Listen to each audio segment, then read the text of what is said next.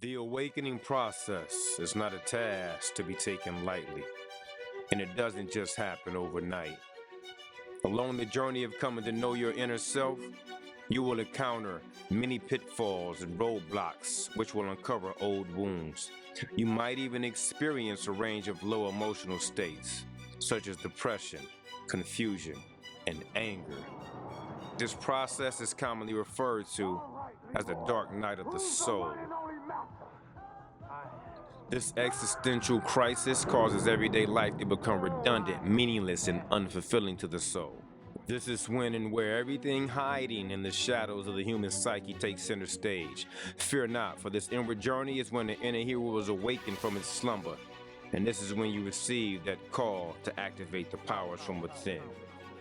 With nowhere left to turn, the wounded child must now take that long walk into the dark forest to face its deepest fears. Once the child enters the forest, they are faced with a series of challenges. Some they win, and some they lose. Through sheer willpower, conviction, and action, eventually the wounded child emerges from the forest, not unscathed, but with a new sense of self. Despite the deeply embedded fear, the wounded child eventually becomes its own hero, triumphing over its greatest fears. The wounded child learns that it must redeem itself by itself.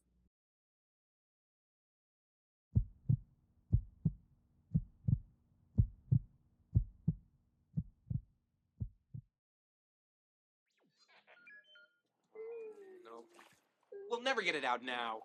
So certain are you? Always with you what cannot be done. Do you nothing that I say? Master, moving stones around is one thing. This is totally different. No, no different. Only different in your mind. You must unlearn what you have learned. All right, I'll give it a try. No, try not. Do. Or do not. There is no try.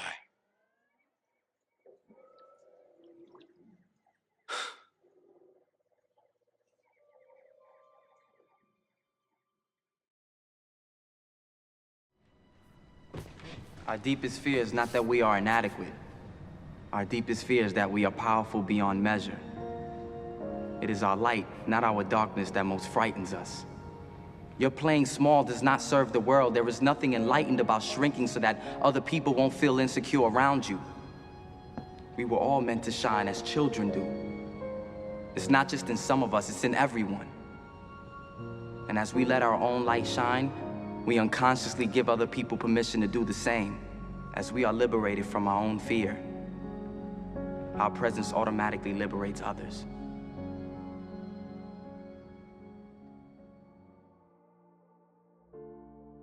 The inner self is where the source of your power resides. You cannot connect with it by searching outside of yourself, nor will you find it by giving praise to the gods. The deeper you travel inward, be prepared to face many egotistical barriers you will have to remove. Once you have effectively internalized the unresolved trauma, the fear can no longer cripple your mind. Your inner self is not a separate being. It is you. It is a self-aware infinite you, the aspect of you that is conscious of this life that you are living. Get used to feeling this. When you reconnect with your inner self, you are awakening to more of who you already are. You are realizing who you truly are beneath the false veils that culture and society have superimposed upon you.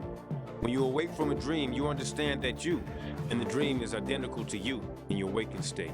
There are different forms of experience, but the experience is perceived by the same witness. So when one awakens to their inner self, they connect with that internal, non-physical aspect of who they are. Waking up from the dream, one will realize everything in existence is of equal importance. Life will continue.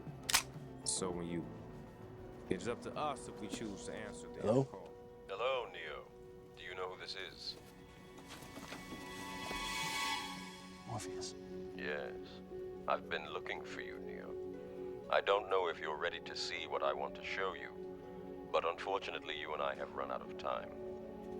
They're coming for you, Neo, and I don't know what they're going to do. Who's coming for me? Stand up and see for yourself.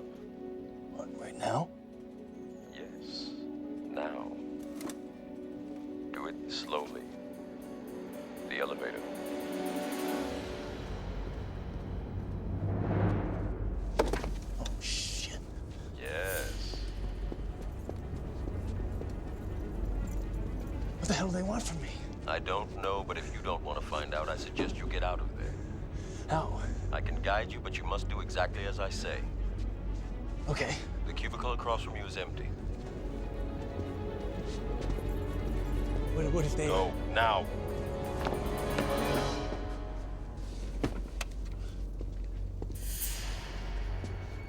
Stay here for just a moment. Good. Now, outside, there's a scaffold. How do you know all this? We don't have time, Neo. To your left, there's a window. Go to it. Open it. You can use the scaffold to get to the roof. No way. No way. This is crazy. There are two ways out of this building. One is that scaffold, the other is in their custody. You take a chance either way. I leave it to you. This is insane. Why's this happening to me? What'd I do? Nobody do anything.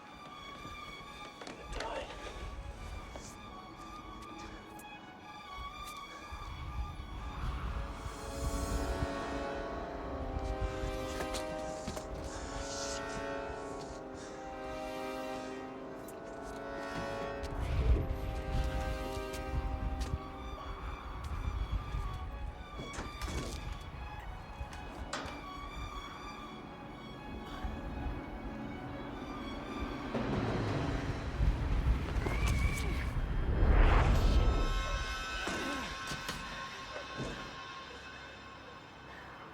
I can't do this.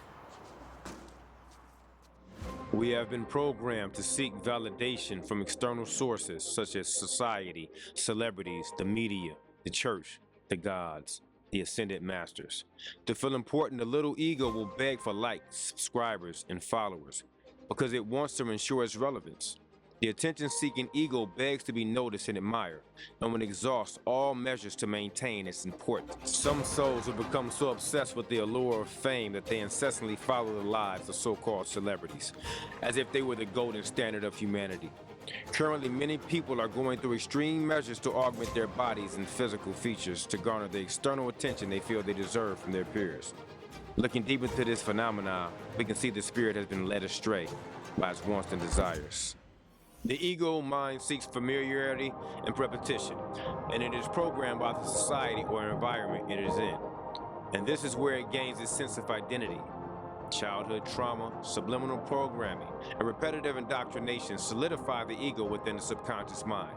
The subconscious mind is our bridge to the conscious mind, where ideals are brought forth from the depths of our psyche, which go on to frame our reality.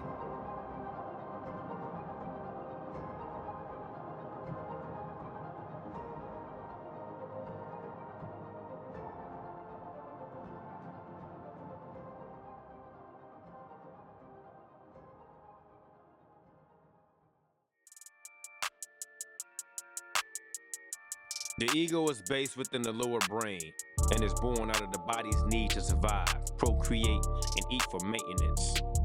The ego should serve as an assistant to your spirit. Metaphysically, the ego is your bridge to your physical, individualized existence. That's why it wants to know everything from an external perspective. Your spirit inner self is the bridge connection to the sea of the infinite and eternal. We can put the ego in its proper place simply by understanding its primary function, which is to provide an anchor point for our self-awareness while in the body. The ego is quite useful for carving out the identity of the individual so they can function in a certain capacity amongst other individuals in society. It is only when we let the ego command or captain the ship that we find ourselves in a competition-based mentality instead of a cooperation-based mentality.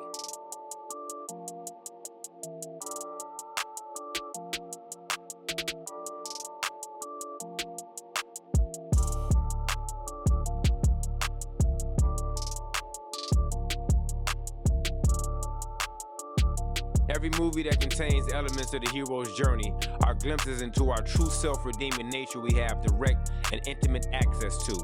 This is why the student and the teacher appear at the same time on the quest of self-knowing. Simply put, the student is the teacher and the teacher is the student.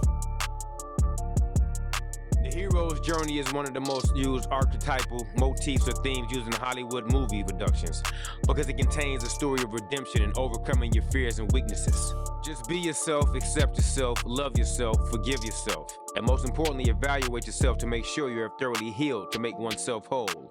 The key to overcome this distorted matrix is to simply remain aware and cognizant of your inner and outer environment. This is why the system of manipulation wants you to perceive the world through their eyes, which is why one of their main goals is to tamper with your perception. They'd rather you be consumed by a constant stream of data in the form of social media, games, perverted movies, or low vibratory music being projected into your inner world at all times. They also know these streams of data will be reflected back into our external reality, creating a perpetual feedback loop. Unfortunately, this will continue until the stream is disconnected.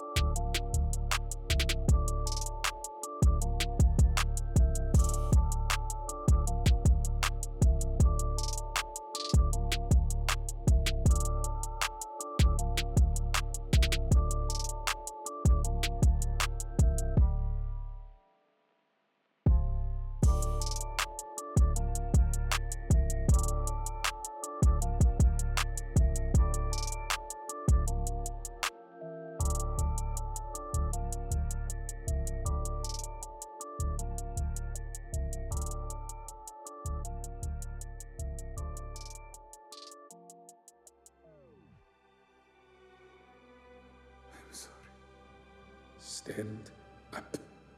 You are a king.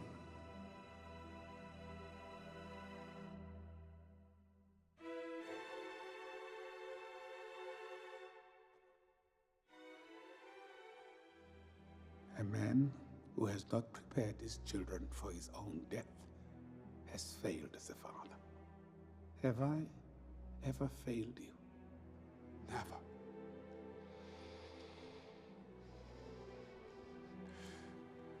Tell me how to best protect Wakanda. I want to be a great king, Baba. Just like you. You're going to struggle. So you'll need to surround yourself with people you trust. You're a good man, with a good heart. And it's hard for a good man to be king. Breathe. T'Challa, breathe. If we genuinely want to take back our eternal power, we have to stop playing the blame game.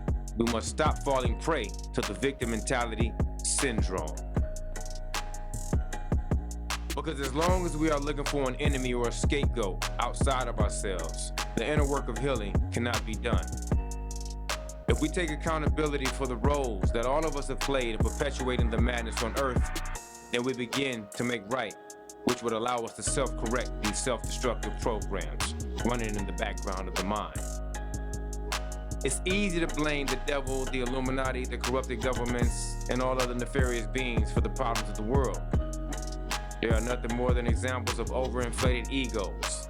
Stop giving them your attention and reclaim your time and energy by going within. Because now is the time to go within and get to know the shadow side of ourselves, where all the subconscious thought patterns / demons hide. When done consistently, our inner light will begin to illuminate the darkness, and the destructive thought forms will be exposed, having nowhere to hide. These self-destructive thought forms can't sustain themselves, and that is key. This infers they need us to nourish them. And once we stop producing these self-destructive and fear-based emotions, they will starve because their food supply has vanished. Game over. The only way out is to go within. The only